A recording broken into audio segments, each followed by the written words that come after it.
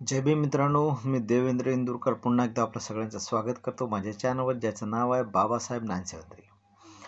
मित्रांनो, तुम्हाला खरंच असं मनापासून वाटत असेल की गौतम बुद्धाचे तत्त्वज्ञान, बाबासाहेबांचे तत्त्वज्ञान हे जास्तीत जास्त लोकांपर्यंत पोहोचायला पाहिजे, तर या चॅनलला जास्तीत जास्त प्रमाणात सबस्क्राईब करा, व्हिडिओला लाईक करा, शेअर करा, कमेंट करा. कारण असे केल्याने यूट्यूब हे तत्त्वज्ञान जास्तीत जास्त लोकांपर्यंत पोहोचवते. ठीक आहे. आणि महत्त्वाचं म्हणजे हे व्हिडिओ स्टार्टिंगपासून एंडिंगपर्यंत, म्हणजे सुरुवातीपासून खतम होतपर्यंत तुम्ही लक्षपूर्वक ऐका. ठीक आहे. काय लिहिलेलं आहे ते मला तुम्ही पाहिलं पाहिजे, याच्यासाठी मी व्हिडिओ बनवत नाही आहे. तुम्ही लक्षपूर्वक ऐकलं पाहिजे काय आहे ते तत्त्वज्ञान. ठीक आहे. तर चला मग आपलं सुरू आहे भगवान बुद्ध आणि त्यांचा धम्म हा ग्रंथाचं वाचन. त्याच्यातला आज घेऊया तिसरा खंडातील भाग पहिला, भाग तिसरा. तिसरा खंडातील भाग तिसरा सुरू आहे. नाही, तिसरा नाही, भाग चौथा. तिसरा खंड भाग चौथा, त्याच्यातील पहिला प्रकरण घेऊया. ठीक आहे. काय लिहिलं आहे बघा, लक्षपूर्वक आहे का. जेव्हा जेव्हा एखादी घटना घडते तेव्हा ती कशी घडली, तिचे कारण काय आहे, हे जाणण्याची मनुष्य मात्राला आवश्यकता वाटते. कधी कधी कारण व कार्य ही एकमेकांच्या इतकी जवळ असतात की कार्याच्या कारणाचा पत्ता लागणे अवघड नसते, म्हणजे जवळ असते. परंतु कधी कधी कार्य म्हणजे परिणाम हे कारणापासून इतके दूर असते की तेथे कारणाचा शोध लागणे कठीण होते.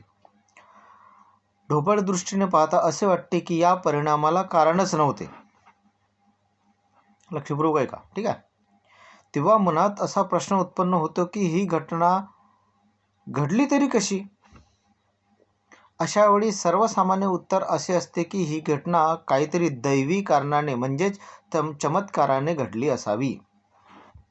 बघा, भगवान बुद्धाच्या पूर्वीच्या तत्त्वज्ञानांनी या प्रश्नाचे विविध प्रकारे उत्तर दिले आहे. कशा प्रकारे उत्तर दिले आहेत बघा.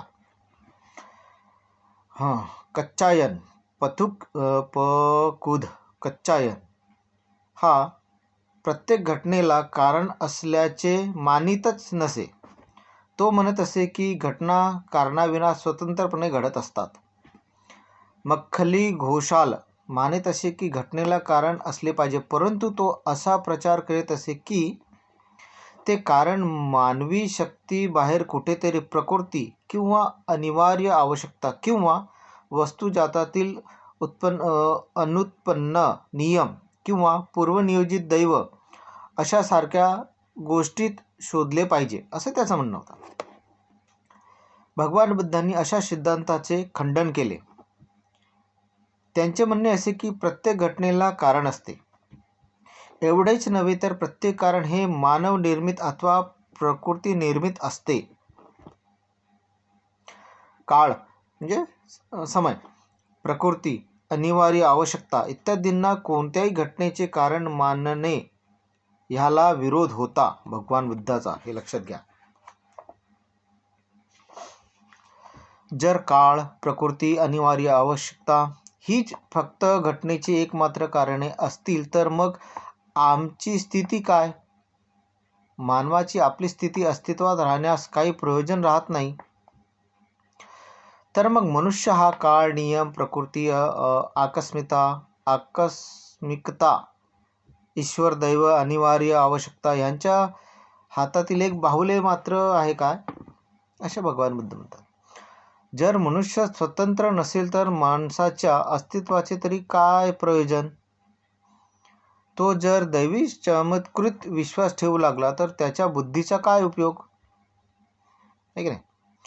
जर मनुष्य स्वतंत्र असेल तर प्रत्येक घटनेला मानवी कृती प्राकृतिक कारण असले पाहिजे. कोणत्याही घटनेचा उगम दैवी चमत्कृतीत असणे शक्य नाही. कदाचित हे संभवनीय आहे की घटनेचे वास्तविक कारण माणसाला सापडले नसेल, परंतु जर तो बुद्धिमान आहे तर कधीतरी त्याला ते कारण सापडल्याशिवाय राहणार नाही. दैवी चमत्कृत वादाचे खंडन करण्यास भगवान बुद्धाचे 3 हेतू होते. त्यांचा पहिला हेतू हा होता की माणसाने बुद्धिवादी व्हावे, दिमाग वापरावा.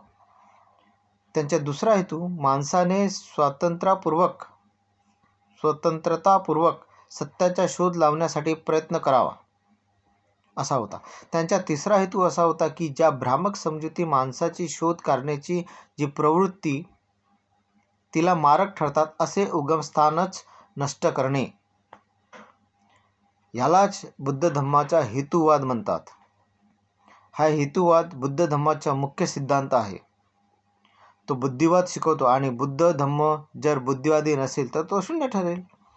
याच कारणास्तव दैवी चमत्कृतीची पूजा म्हणजे अधम्म मानले आहे. अशा पद्धतीने या चॅप्टरमध्ये लिहिलेलं आहे. बाबासाहेबांनी लक्षपूर्वक ऐका काय म्हटलं आहे आणि शिका यामधून काय लिहिलं आहे. ठीक आहे. जय